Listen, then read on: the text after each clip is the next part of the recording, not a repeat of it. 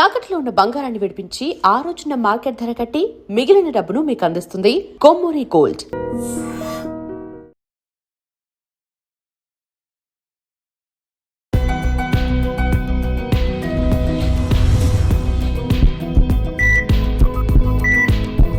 నమస్తే, welcome to healthy conversations with IT media. నేను మీ Jhansi. So ఈరోజు మనతో ఉన్నారు వంటింటి చిట్కాలకు కీలపడసైన మధుసూదన్ శర్మ గారు.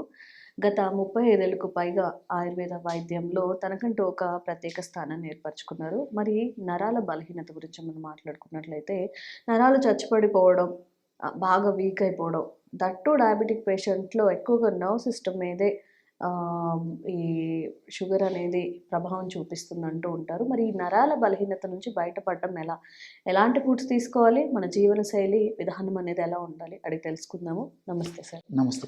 సో అంటే నరాల బలహీనత అన్నప్పుడు ఒట్టిగానే అది నరాల బలహీనత వస్తుందా, లేదంటే షుగర్ ఉన్న వాళ్ళలో మాత్రమే, అంటే షుగర్ పేషెంట్స్ ఎవరైతే ఉంటారో వాళ్ళకి మాత్రమే నరాల బలహీనత వస్తుందా? ఈ నరాల బలహీనత దీన్నే నర్వస్ వీక్నెస్ అని చెప్పి చెప్తుంటారమ్మా. ఈ సమస్య వచ్చేందుకు 1,00,000 కారణాలమ్మా. సర్వసాధారణంగా పోషకాహార లోపం చేత, సరిగ్గా నిద్ర లేకపోవడం చేత, సరిగ్గా రెస్ట్ లేకపోవడం చేత, మానసిక ఒత్తిడి, ఇలాంటి కారణాల చేత సర్వసాధారణంగా నరాల బలహీనత కలుగుతుంటుంది ఇన్ జనరల్. కొంతమందికి ఇలాంటివి ఏవి లేకపోయినప్పటికీ కొన్ని వ్యాధుల వల్ల కూడా నరాల బలహీనత కలుగుతుంటుందమ్మా. ఇంత ముందే మీరు ప్రస్తావించినట్లు ఈ షుగర్ వ్యాధి నియంత్రణ లేకపోవడం చేత కానీ, అదేవిధంగా షుగర్ వ్యాధి వల్ల కొన్ని రకాలైనటువంటి షుగర్ వ్యాధికి వాడేటువంటి కొన్ని రకాలైన ఆధునిక కృత్రిమ రసాయన ఔషధాల యొక్క ప్రభావం చేత కానీ, ఈ కారణాల చేత కూడా నరాల బలహీనత కలిగేదానికి అవకాశం ఉంటుందమ్మా. అదేవిధంగా మరి బీపీ వల్ల నరాల బలహీనత, బీపీ వచ్చినప్పుడు నరాల బలహీనత కలుగుతుంటుంది, బీపీ తక్కువ నరాల బలహీనత కలుగుతుంటుంది. అదేవిధంగా థైరాయిడ్ వ్యాధులమ్మా. సో థైరాయిడ్కి సంబంధించినటువంటి సమస్య ఉన్నప్పుడు కూడా నరాల బలహీనత కలుగుతుంటుంది. ఇట్లా కొన్ని రకాలైన మానసిక వ్యాధులు ఉన్నప్పుడు కూడా నరాల బలహీనత కలుగుతుంటుంది. ఇలా కొన్ని రకాలైనటువంటి జబ్బుల వల్ల నరాల బలహీనత కలుగుతుంటుంది. ఆ వ్యాధులకు వాడేటువంటి కొన్ని రకాలైనటువంటి ఆధునిక కృత్రిమ రసాయన ఔషధాల వల్ల నరాల బలహీనత కలుగుతుంటుంది. ఇవన్నీ నాణానికి ఒకవైపేమా. మరొక వైపు మరి కొద్ది శాతం మందిలో, లేకపోతే ఈ కాలానుగుణంగా ఎక్కువ శాతం మందిలో కూడా చెప్పుకోవచ్చుమా. సో వాళ్ళకి ఎలాంటి కారణం ఉండదు. సో నేను చెప్పినటువంటి కారణాలు ఏముండవమ్మా. కానీ విపరీతమైన నీరసము, నిస్త్రాణ, బలహీనత, ఓపిక లేకపోవడము, చాలా బలహీనంగా ఉండడము, అంతుబట్టని అంతు చిక్క నీరసం ఉంటాయమ్మా, బడలిక ఉంటుంది. సో వీళ్ళు పరీక్షలు చేయించుకుంటారు, నార్మల్గా ఉంటుంది. ఆహారము సరిగ్గా తీసుకుంటుంటారు, వేడకు ఆహారం తీసుకుంటుంటారు, వేళకు నిద్రపోతుంటారు. కానీ లేచినప్పటి నుంచి నరాల బలహీనత, సమర్థత లేకపోవడము, చేత కాకపోవడము, ఓపిక లేకపోవడము, ఇలాంటి లక్షణాలు కలుగుతుంటాయమ్మా. మరి చిన్నపిల్లలకు చాలా మందిలో కలుగుతుంటాయి. మరి పెద్దవాళ్ళ విషయం ప్రత్యేకంగా చెప్పనక్కర్లేదన్నమాట. అంతేకాకుండా కొంతమంది ఉదయం లేచిన తర్వాత కాస్త పని చేసేంత వరకు కొంచెం యాక్టివ్గా ఉండేసి తర్వాత మళ్ళీ మధ్యాహ్నం నుంచి నీరస పడిపోతుంటారు. కొంతమంది ఉదయం నుంచి మధ్యాహ్నం వరకు యాక్టివ్గా ఉండేసేసి పడుకొని లేచిన తర్వాత మళ్ళా ఆ శక్తి వచ్చేసి మళ్ళీ ఓకే అయిపోతారు. మరికొంతమంది మరి ఉదయం నుంచి మధ్యాహ్నం దాకా పని చేస్తారు, లేదా పని చేయకుండా ఏదో భోజనం చేసి మళ్ళీ పడుకున్నప్పటికీ మరి ఉదయం పూట నీరసంగా ఉంటుంది, మధ్యాహ్నం భోజనం చేసిన తర్వాత నీరసంగా ఉంటుంది, పడుకొని లేచిన తర్వాత కూడా నీరసంగా ఉంటుంది. వాళ్ళు 24 గంటల్లో దాదాపు 7-8 గంటలు పూర్తిగా విశ్రాంతి తీసుకున్నప్పటికీ విశ్రాంతి ఉంటాయమ్మా. ఈ విధంగా ఈ నరాల బలహీనత ఈ విధంగా కలుగుతుంటుంది అనమాట. అసలు ఈ నరాల బలహీనత కలిగేదానికి కారణం ఏంటంటే ఈ కణాలలో మైటోకాండ్రియా అని చెప్పేసి ఒక భాగం ఉంటుందమ్మా. మైటోకాండ్రియా అనే శక్తి జనకాలు, వీటిని శక్తి జనకాలు అంటారు అనమాట. ఈ మైటోకాండ్రియా సమర్థవంతంగా పనిచేయనప్పుడే ఈ నరాల బలహీనత అనేటువంటి సమస్య కలుగుతుంటుంది. అంతేకాకుండా ఈ నరాల చుట్టూ మైలిన్ అనేటువంటి పొర ఉంటుందమ్మా. ఈ పొర బలహీనత పడిపోవడం వల్ల కూడా నరాల బలహీనత కలుగుతుంటుంది అనమాట. సో ఏది ఏమైనప్పటికీ ఈ నరాల బలహీనత సమస్యని క్రానిక్ ఫ్యాటిక్ సిండ్రోమ్ అనేటువంటి పేరుతో పిలుస్తుంటారు అనమాట. Chronic fatigue syndrome. దీనికి అనేక రకాలైనటువంటి గృహ ఔషధాలు మనం వాడుకోదగ్గవి అనేక రకాలుగా ఉన్నాయమ్మా.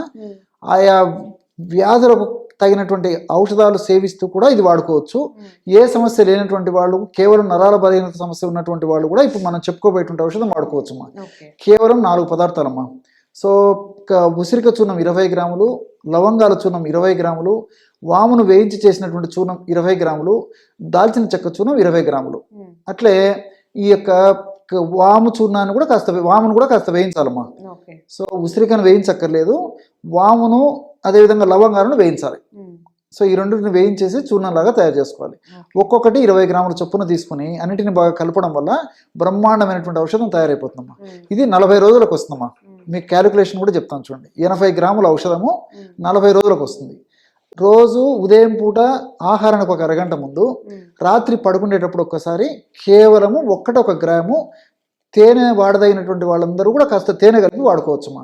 తేనె వాడకూడనటువంటి వాడు ఎవరైనా ఉంటే 1 కప్పు అంటే 50 to 100 ml వరకు కూడా గోరువెచ్చని పాలలో కలిపి కూడా తీసుకోవచ్చు. సో లేదంటే ఒకేసారి 2 గ్రాముల ఔషధాన్ని కూడా తీసుకోవచ్చు మనం. ఎవరికి ఎలా వీలైతే అలాగ తీసుకోవచ్చు అనమాట. ఉదయం పూట కానీ రాత్రి కానీ ఒకేసారి 2 గ్రాముల ఔషధం ఒకేసారి తీసుకోవచ్చు. కానీ 2 గ్రాముల ఔషధాన్ని ఒకేసారి తీసుకుంటే కొంతమందిలో వేడి లక్షణాలు వస్తాయి మనం. శరీరం వేడిగా ఉండడము, పొగలుగా ఉండడము, కళ్ళు మంటలు ఉండడము, నాలుక మీద పొల్లులాగా తయారు కావడము, కడుపులో మంట ఉండడము, మూత్ర మల విసర్జన సమయంలో మంట ఉండడం, ఇలాంటివి కొంతమందిలో కలిగేటువంటి అవకాశం ఉంటుంది. కాబట్టి సర్వసాధారణంగా నేను సూచించేటువంటి పద్ధతి ఏంటంటే రోజు 2 సార్లు, ఉదయం ఒక్కసారి రాత్రి ఒక్క గ్రామ్ అని చెప్తానమ్మా. లేని పక్షంలో రోజు 1 గ్రామ్ అయినా సరిపోతుందమ్మా. సమస్య కొద్దిగా ఉంటే రోజు 1 గ్రామ్ వాడినా సరిపోతుంది. ఈ పద్ధతిలో అవసరమైన నాళ్ళు వాడుకోవచ్చమ్మా. ఒక కోర్సు లాగా వాడేసేసి అవసరమైతే మళ్ళీ ఒక కోర్సు వాడుకోవచ్చు. లేకపోతే మళ్ళీ ఏదో ఒక సంవత్సరం 2 ఏళ్ళు 3 ఏళ్ళు గ్యాప్ ఇచ్చి మళ్ళీ వాడుకుంటుంటే సరిపోతుందమ్మా. ఈ విధంగా వాడుకోవడం వల్ల మరి ఆ నర్వస్ వీక్నెస్ అనేటువంటి సమస్య తగ్గిపోతుంది. ఆనందంగా, హుషారుగా, ఉల్లాసంగా, ఉత్సాహంగా ఉండేది కూడా అవకాశం ఏర్పడుతుంటుంది. కాబట్టి వైద్యులు చెప్పిన మేరకు ఔషధాలు వాడుకుంటూ కూడా ఇది వాడుకోవచ్చు. మనం ఆధునికంగా ఆలోచన చేసినప్పటికీ ఉసిరికలో క్లోరోజెనిక్ యాసిడ్ అనేటువంటి రసాయన పదార్థము, క్యాంఫరాల్ అనేటువంటి రసాయన పదార్థము, ఇవన్నీ కూడా ప్రత్యక్షంగా పరోక్షంగా ఈ యొక్క నరాలకు చైతన్యాన్ని కలుగజేసేందుకు, నరాలకు శక్తినిచ్చేందుకు ఉపయోగపడతాయమ్మా.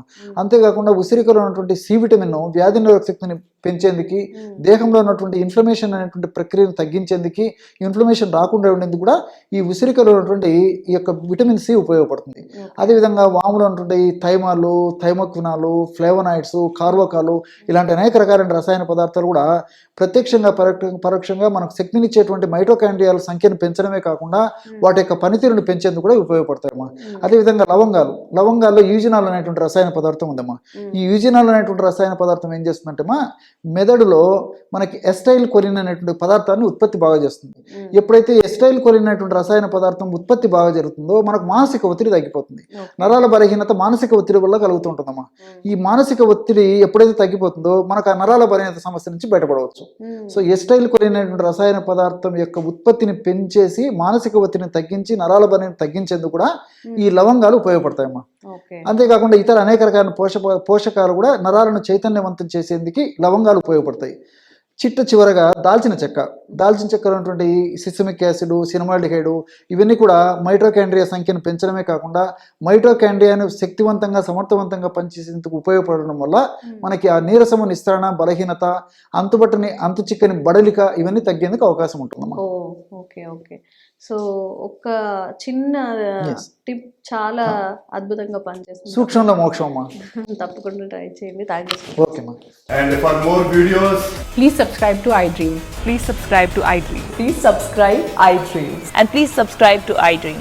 For more videos, subscribe to iDream.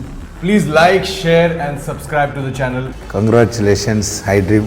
Subscribe to iDream. Subscribe to iDream. So subscribe to iDream Media. iDream ki iDream team అందరికి huge congratulations. Please subscribe iDream Media. Please subscribe to iDream. Subscribe iDream. Please subscribe to iDream. iDream అంటే నా కళల ఛానల్ను subscribe చేసుకున్న నోరు తిరుగుతలేదు. మీరైతే గంట గుర్తు కొట్టండి. For more such videos, please subscribe to iDream. Subscribe to iDream. Please subscribe to iDream. Please subscribe iDream Media. Please do subscribe to iDream. Please subscribe to iDream Media. For best entertainment and information, please subscribe iDream. And don't forget to subscribe to iDream.